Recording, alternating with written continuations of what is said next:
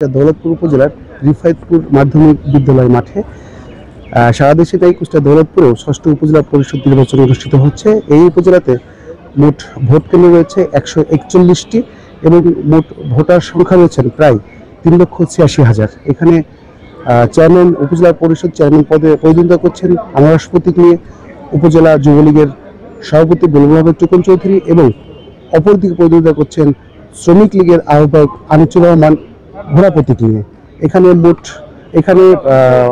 Vice chairman পদে পুরুষ vice chairman পদে প্রতিদ্বন্দ্বিতা করছেন 3 জন এবং মহিলা ভাইস চেয়ারম্যান পদে প্রতিদ্বন্দ্বিতা করছেন মোট 4 জন।